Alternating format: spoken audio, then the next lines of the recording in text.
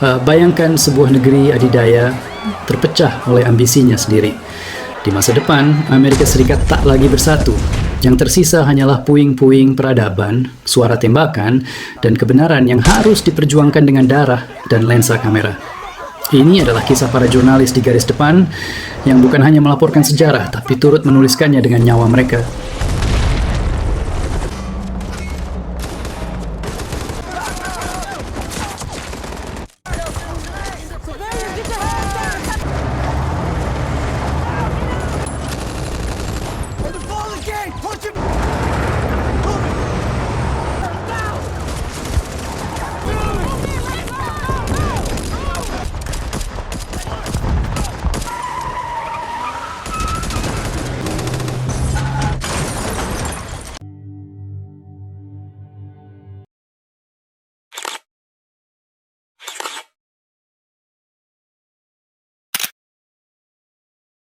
Halo teman-teman, semoga kabar baik buat kalian semua.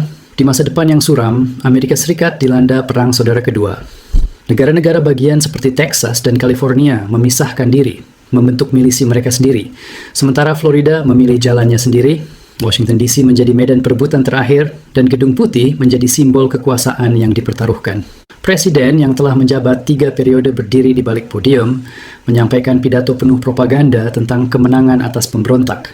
Namun, di sebuah kamar hotel New York City, jurnalis foto bernama Lee Smith menatap layar televisi dengan wajah kosong. Saat itulah, dunia di luar jendelanya terguncang oleh ledakan bom. Sebuah teror, sebuah pertanda bahwa perang telah mengetuk pintu rumah mereka. Keesokan harinya, Lee dan rekannya, Joel, turun ke jalanan yang dipenuhi amarah rakyat. Di tengah kekacauan, mereka menyelamatkan seorang jurnalis muda, Jesse Cullen, yang terluka. Tanpa banyak bicara, Lee memberinya rompi pers sebagai tanda pengenal. Mereka nyaris menjadi korban bom bunuh diri. Seorang wanita yang berlari membawa bendera Amerika. Di tengah puing-puing ledakan, Lee dan Jesse mengabadikan momen kehancuran. Dan mungkin juga awal perubahan hidup mereka. Malam itu, di sebuah pesta eksklusif wartawan, mereka bertemu kembali dengan mentor mereka, Sammy. Di tengah denting gelas dan musik yang berpura-pura menyembunyikan realita, mereka merencanakan sesuatu yang gila, melintasi zona perang menuju Washington DC, untuk mewawancarai sang presiden yang terang-terangan menganggap media sebagai musuh. Meski sadar nyawanya bisa jadi taruhannya, Sammy memutuskan ikut. Dan tanpa diduga, Jesse pun bergabung. Lee dan Joel sempat keberatan, namun perjalanan tetap dimulai, melintasi jalanan rusak, reruntuhan kota, dan perbatasan hidup dan mati.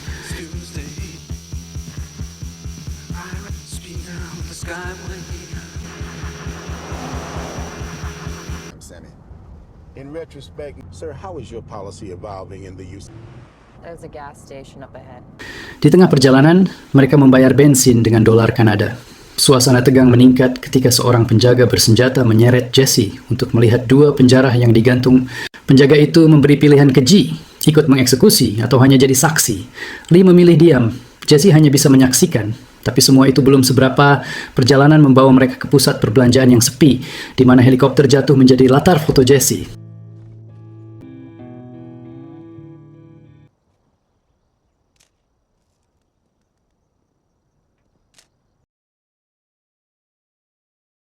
Malam harinya mereka menyaksikan langit ditembus baku tembak dari kejauhan.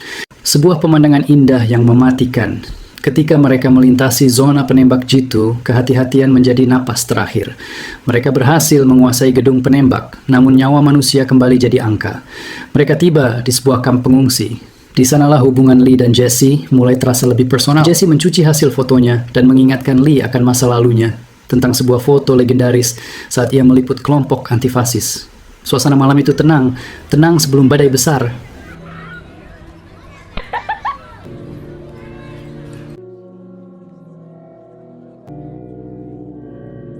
Hari berikutnya, mereka sampai di sebuah kota yang tampaknya tak menyadari perang sedang terjadi. Orang-orang beraktivitas seperti biasa. Saat ditanya tentang perang, seorang wanita hanya menjawab, "Kami memilih untuk tidak ikut." Dunia mereka berjalan di luar kenyataan. Mereka kembali ke jalan. Sebuah mobil mengejar. Ternyata itu adalah Tony dan Bohai, teman wartawan Joel dari Hong Kong. Mereka bergabung sebentar, lalu berpisah.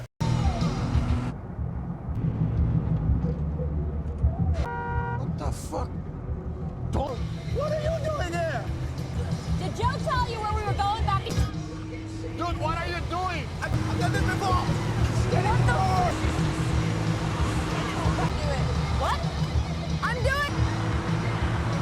Tony. Bye-bye. See you in Washington.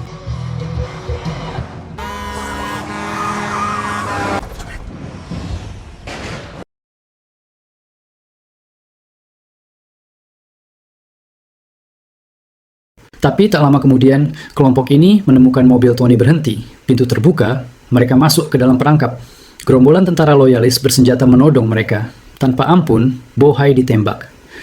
Joel mencoba menjelaskan bahwa mereka adalah jurnalis. Tapi begitu tahu Tony berasal dari luar negeri, sang pemimpin gerombolan mengeksekusinya juga. Ketakutan memuncak.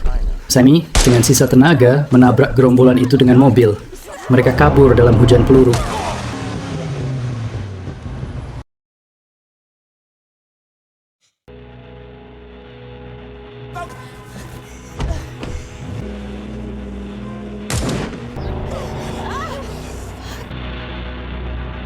Namun Sammy terluka parah. Dia hanya bisa menyerahkan kemudi pada Joel sebelum akhirnya meninggal dunia saat mereka tiba di markas pasukan barat di Charlottesville.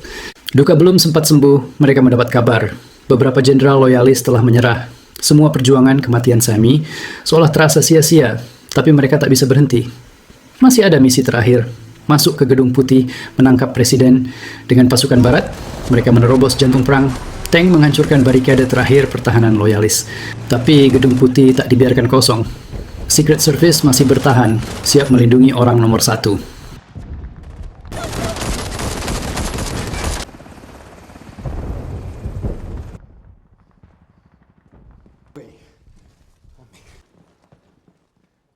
President is willing. Gunner!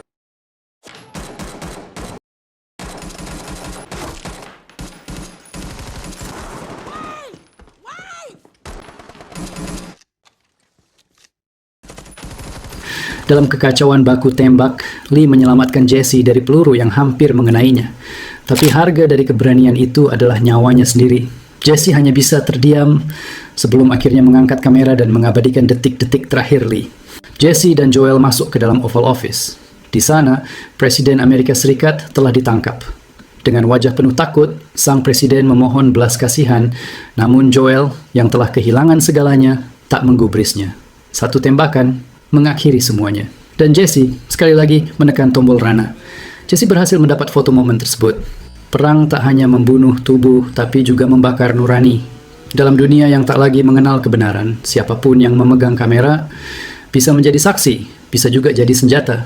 Ini bukan hanya kisah tentang siapa yang menang, tapi tentang mereka yang bertahan cukup lama untuk menceritakannya. Dan terkadang, satu foto bisa lebih lantang dari sejuta peluru.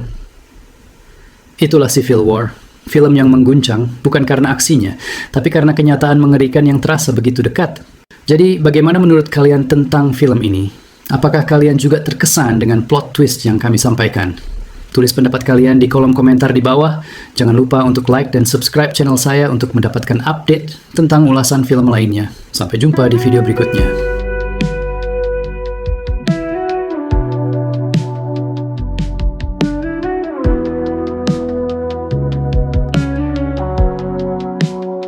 Some days I walk and feel unsure, like the waves will pull me from the shore. But then you whisper through the haze, I've been with you all your days. You're the calm when my faith is shaken, the crown when the world is breaking. Every step I thought I lost, you turn the pain into a cross. Grace beneath me, peace above, you guide me with a steady love. The road ain't always crystal clear, but you draw me close when doubt is near. I don't need to know the plan, just to hold on to your hand. You're the calm when my faith is shaken, the crown when the world is breaking. Every step I thought I lost, you turn the pain into a cross. Grace beneath me, peace above, you guide me with a steady love. Even